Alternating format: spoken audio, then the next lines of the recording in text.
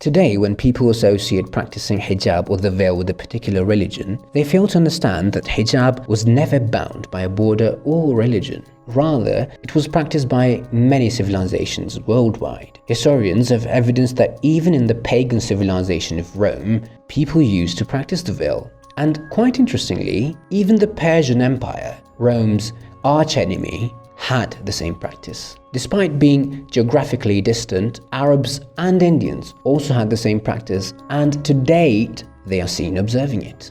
This proves that history of veiling does not begin with a certain religion, but has been since the dawn of civilization. Presence of the veil in every corner of the world indicates that it had not been imposed by a priest of a particular religion, but it was human nature to cover. Religion has accepted and encouraged this, and has taught the correct way to do it. Had it been restricted to a single religion, multiple religions would not have been practicing it. According to Nicole Pelguerin, a French researcher, the veil is a transcultural truth. Those who oppose the veil claim that the practice had always been oppressive. They do not differentiate between religions in this regard.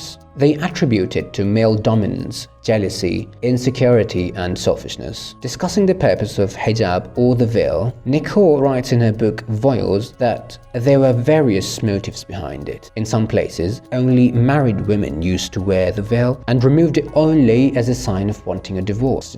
However, the most common understanding of hijab amongst ancient civilizations was it being an emblem of piety, modesty, and chastity. The literal meaning of hijab is a blind, curtain, or barrier. In older texts of Islamic traditions regarding veiling, the word satr was used instead of hijab. Satr means a concealment or a covering. Islamic thinker Murtaza Mutahhari expresses that had the word never been altered from satr to hijab, it would have been more appropriate. As the word hijab implies sending women behind curtains and barriers, it resulted in a concept that equated hijab with keeping women imprisoned and barred from any presence outside the home. Numerous individuals within Indian and Iranian societies have held the same concept. In Islam, to cover for women means covering their bodies from men who are unlawful upon them and restraining themselves from displaying their bodies. This is certainly not identical to being prohibited from presence outdoors in a society.